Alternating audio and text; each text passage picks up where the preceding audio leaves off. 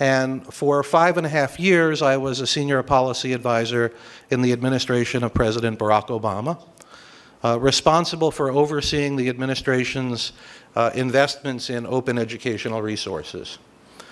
I'll tell you a little bit about me, with apologies to my friends and colleagues who've heard the story 100 times now, only because very often people ask me, how is it that you get to be a senior advisor in the administration of a U.S. president? What is the path? And mine was a unique path, which I will share with you now.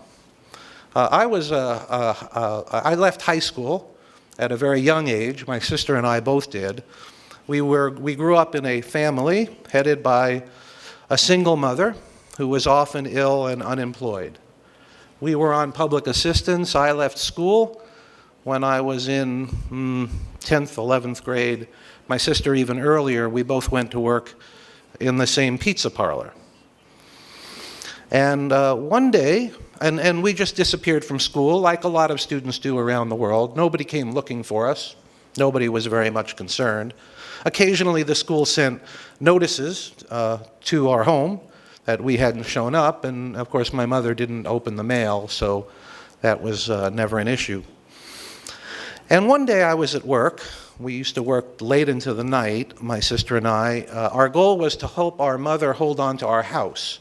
She had a payment due to the bank every month of $282.50, which at the time was an enormous amount of money.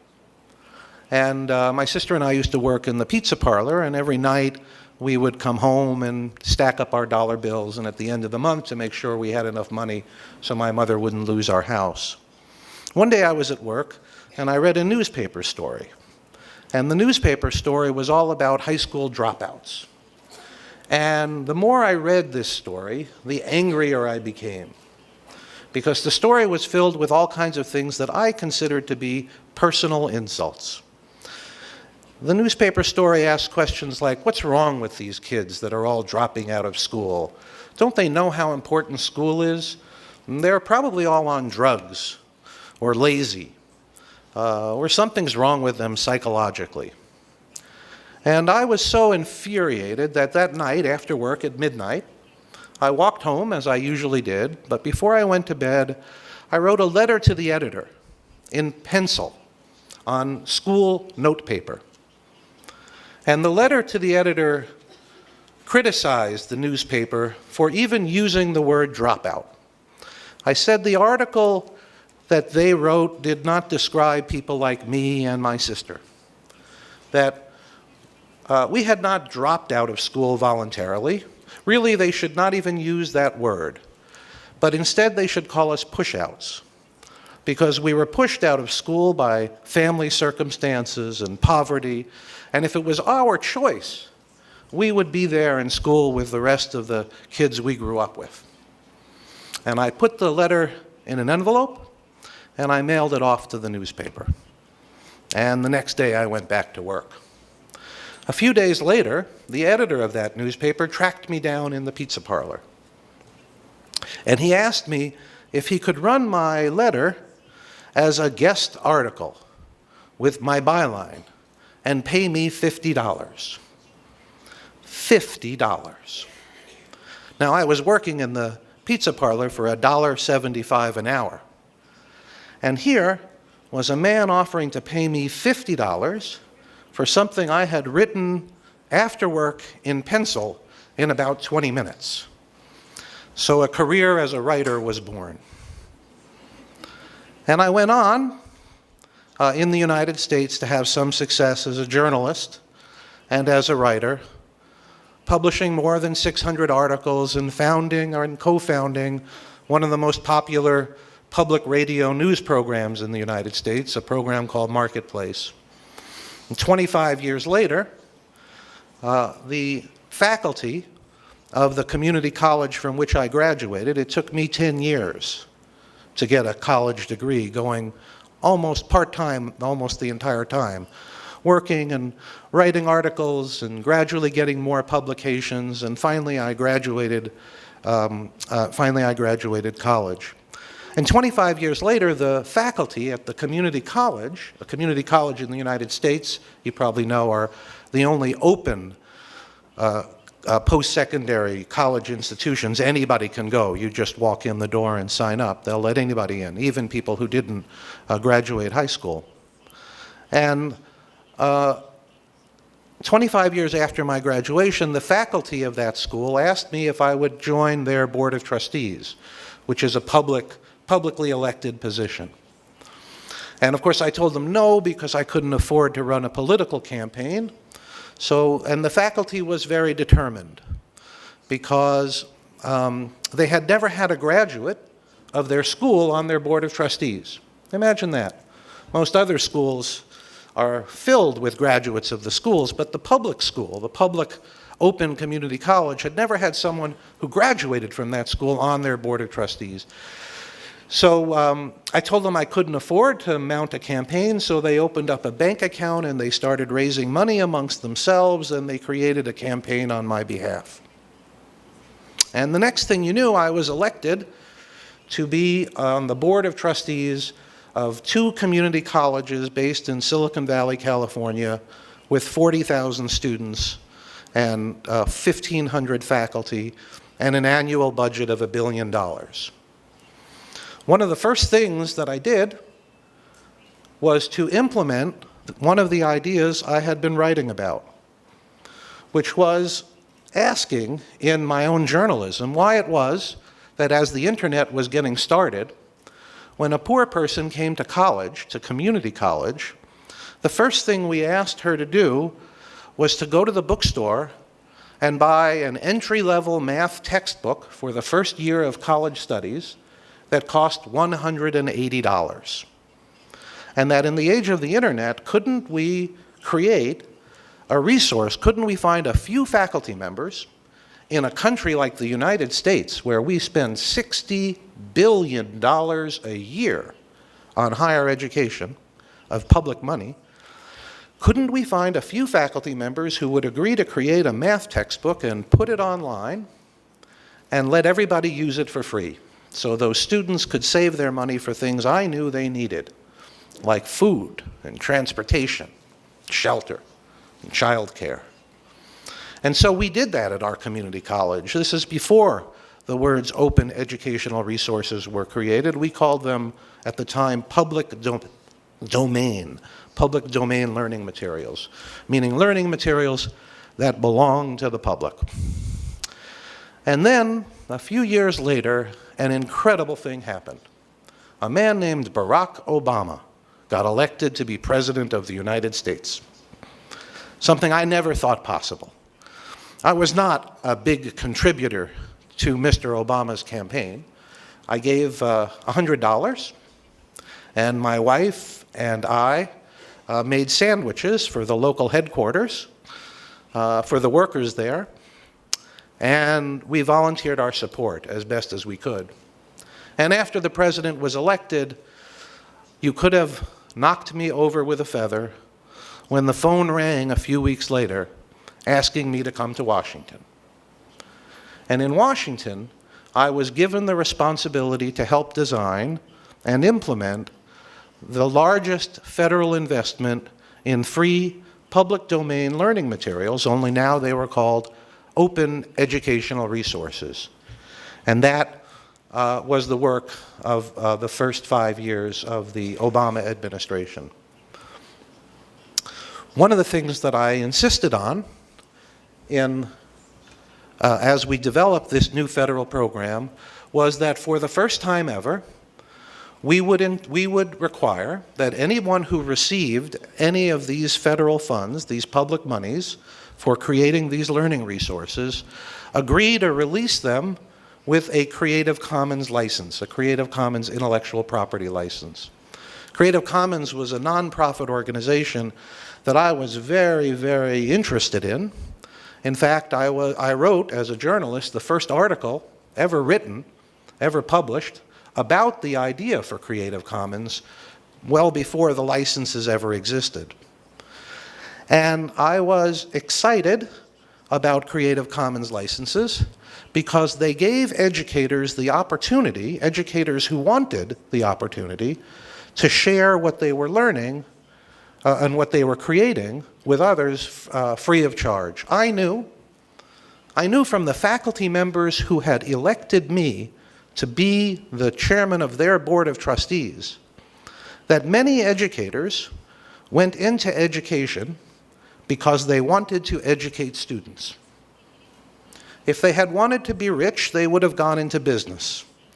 If they wanted to be famous, they would have gone to Hollywood. If they wanted to be in the securities industry, they'd gone to Wall Street. But no, these were people who chose to go into the classroom. And I knew what was in their hearts.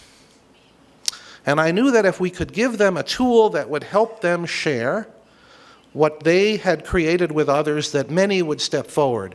When we created Creative Commons, of course, many people said, who would want to create some intellectual property and then give it away? Well, that's crazy. Nobody will use these licenses. The use has been astonishing, more than any of us ever imagined. This chart, created, I think, by my friend Timothy Vollmer, or maybe Cable Green, is now a little bit outdated. I understand we've just gone over 1 billion instances of intellectual property that's been licensed for shared use around the world. This is a recent distribution that shows you where those licenses originate. Many materials, most materials in the beginning were in the Northern Hemisphere, but now we're seeing more and more Creative Commons shareable learning resources originating here in the South. Some of you heard before some of the most well-known examples of open education resources efforts. I want to tell you one quick story about this one, because it's one that I had a role in on the side of helping early on. And this was the first major repository of open educational resources for college students in the English language. And originally, the project was developed and designed and requested by the faculty at MIT. And the faculty petitioned the administration originally with the idea that they wanted to put all of the learning resources they used online for free use by anyone. And one of the main reasons that the faculty did this at the time, they didn't know who else would use these resources. But one of the main ideas that they had at the time was the faculty wanted to see what was happening in each other's courses. They thought they could improve their own instructional methods and the coherence, the unity of the academic programs they were creating, if they could see what was happening in their neighbors' classrooms, and that information had never been available to them before. But as soon as they put these resources online, use skyrocketed around the world. They could barely keep up as they discovered that there was a hunger around the world, a huge hunger for high-quality academic learning resources. Recently, when I was in, well, now it's a couple of years ago, when I was still in a public office in Washington, D.C., with an office right down the hall from the Secretary of Education, what you call the Minister of Education, the president of MIT came to visit me. And we talked about the future of this project. We had always wondered, I was consulting at this time to the Hewlett Foundation, which gave MIT $10 million to establish this program in 2001, I think it was. And we always wondered what would happen when the foundation money dried up, when they ran out of the money they were given to do this. Would they abandon the effort?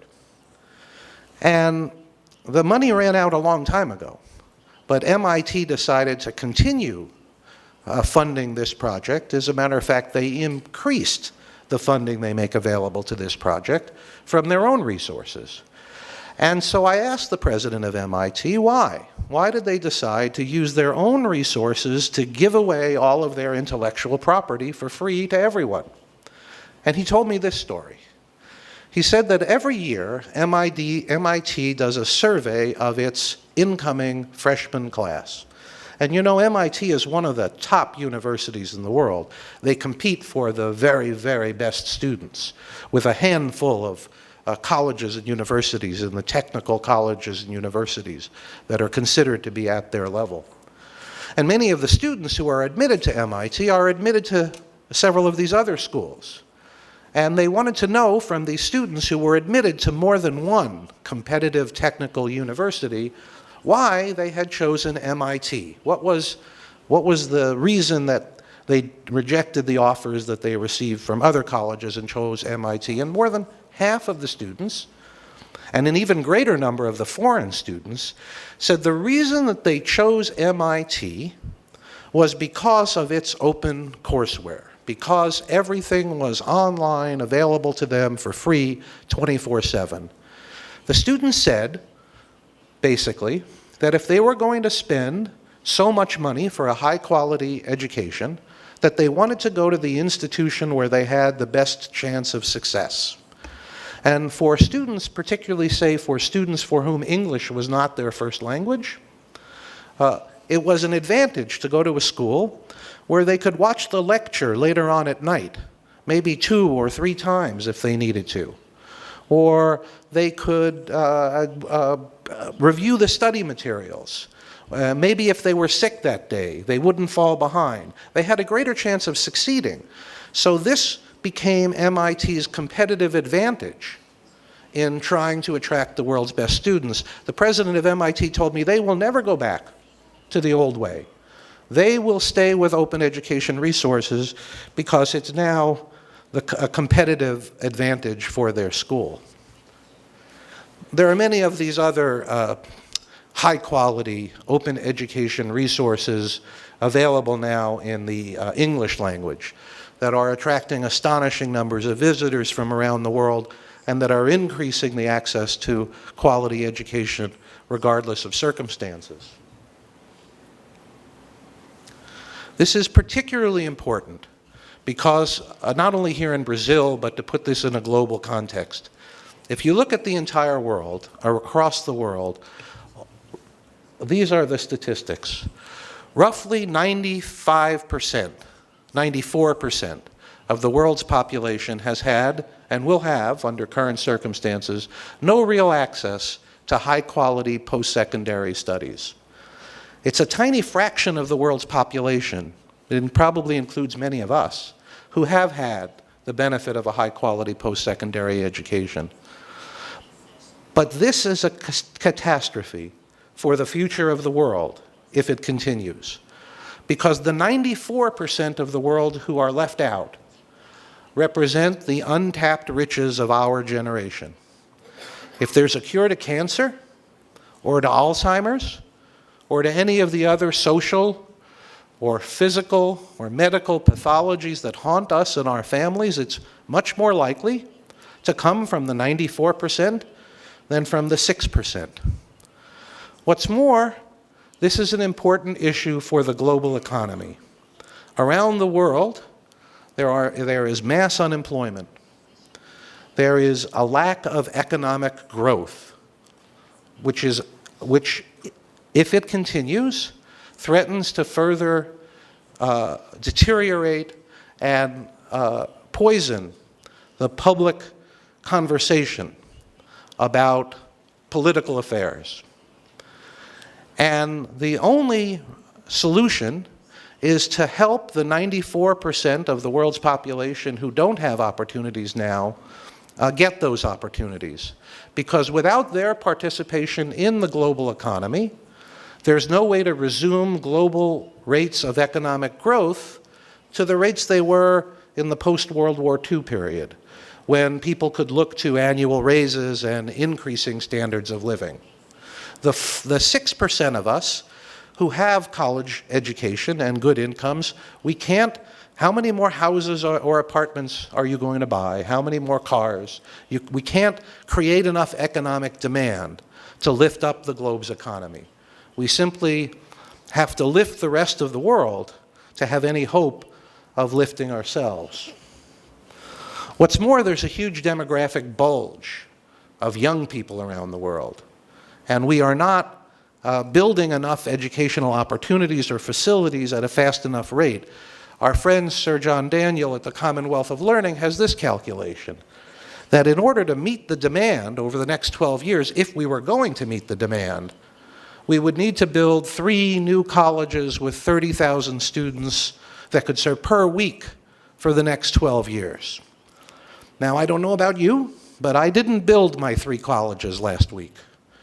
And there is little hope that the governments of the world will respond appropriately. So we need new ways of thinking and new ways of delivering opportunities to students. President Obama responded. Within the first 3 months of his administration, he announced a plan to require the open licensing of federally funded education and job training resources. And he secured $2 billion for this purpose in a partnership between the Department of Labor and the Department of Education. He also issued a directive that required, for the first time ever, that the results of any research funded by the federal government must be made available to the people of the United States for free.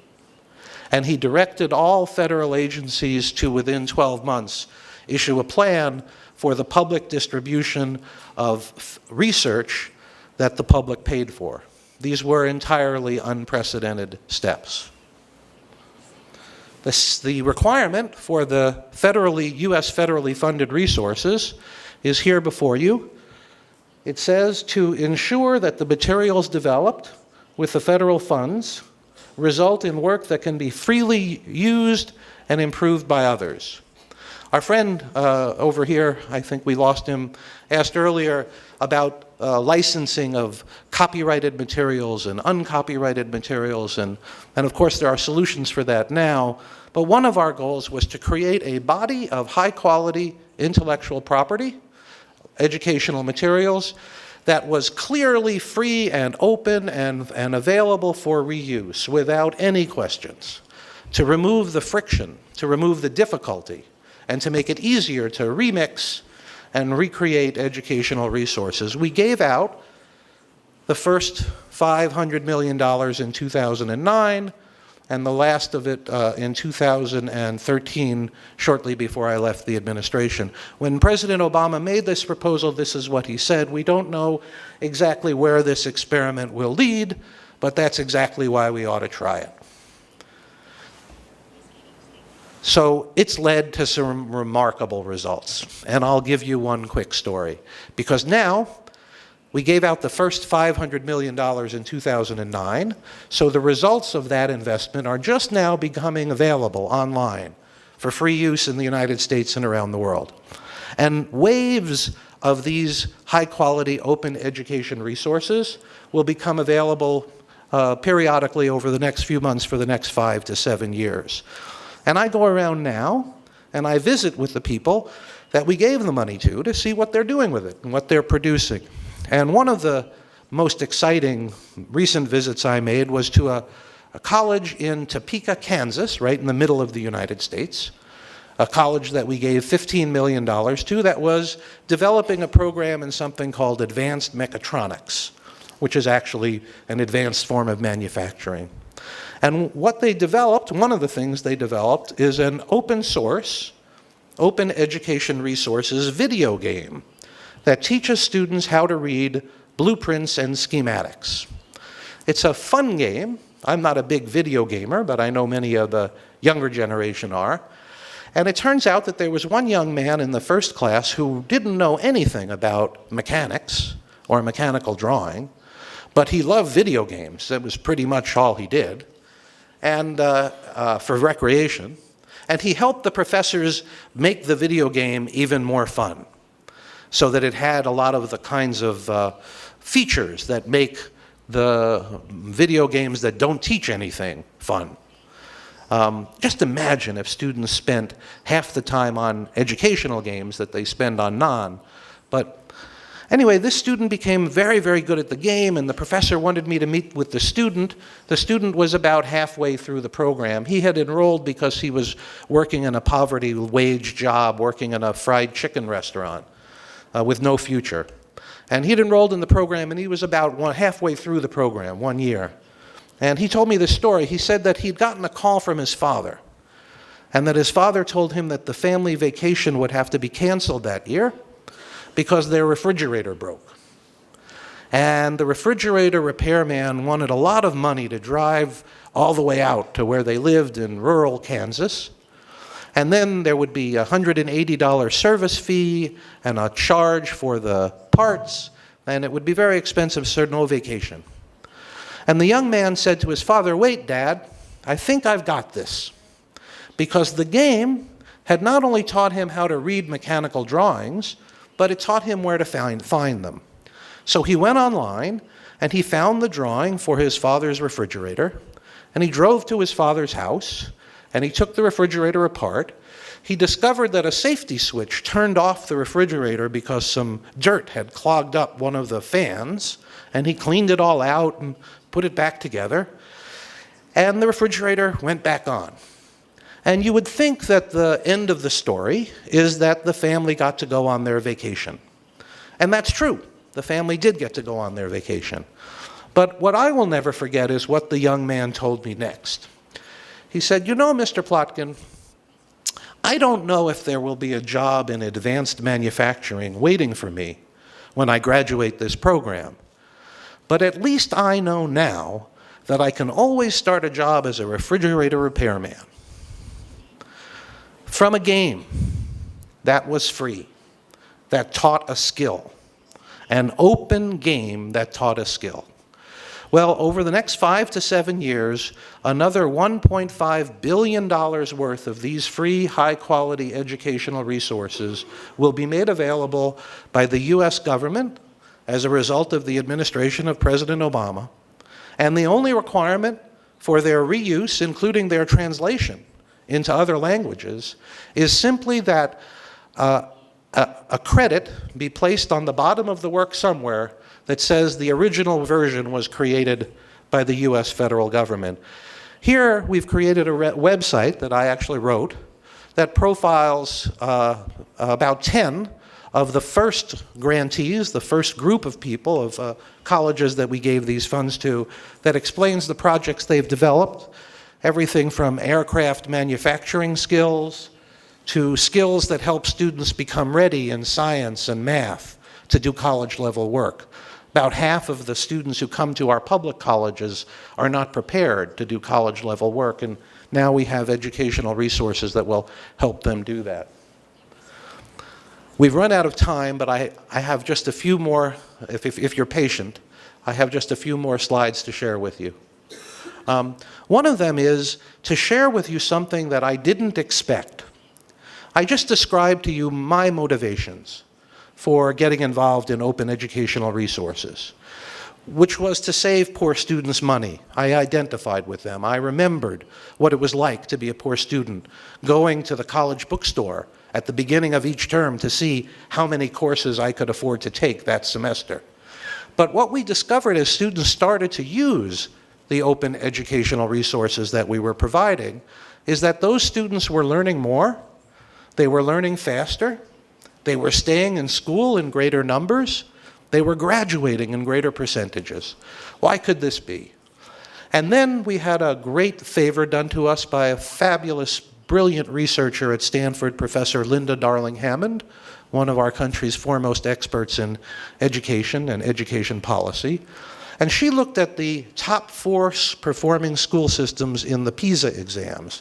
You probably know the PISA exams, the Program for International Student Assessment, administered by the OECD. They're not a perfect test of student achievement, but they're what we have, and they benchmark how schools do around the world. And there were 4 school systems that kept coming out on top of the rankings year after year. None in the United States, by the way. You know, one was in Finland, one was in Singapore, one was in China, a part of Shanghai, and another in Canada. And she looked at what those school systems were doing. How was it that they were achieving these superior results year after year? And then she brought the leaders of those school systems to give us a briefing in Washington, and I attended on behalf of the Department of Education. And by the time the leader of the fourth school system stood up to describe what they were doing, we already knew what she was going to say. Because the three previous speakers had basically described pretty much the same methodology, even though none of them had ever coordinated with one another. They had just arrived at the superior results using similar methodologies independent of one another.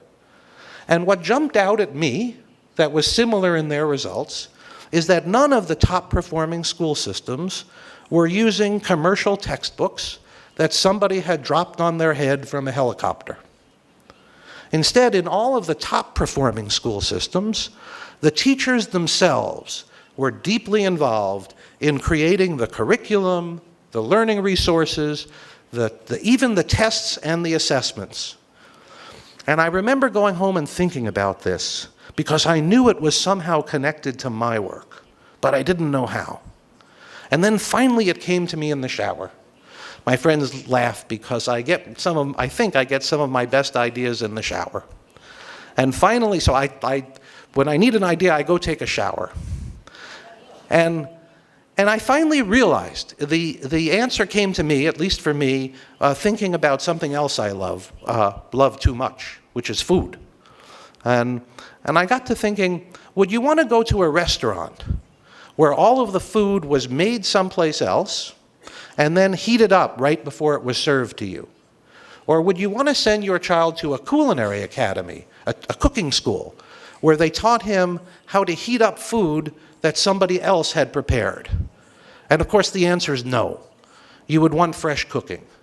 Well, it turns out the same thing is true of the quality of teaching and learning.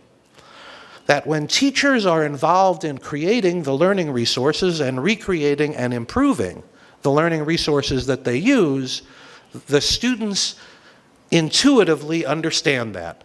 The teachers are more excited about their subject matter, the student learning improves. We now know that across borders, across cultures, across school subject matters. So we are at this unique point in history where an approach that is less expensive, open educational resources, delivers better results time after time after time. And that's why in the United States we've embarked now on a new project that I'm involved in, where we are creating, now that we have 48 of our states that have agreed on a common curriculum, many of the states have banded together in something called the K-12 OER Collaborative,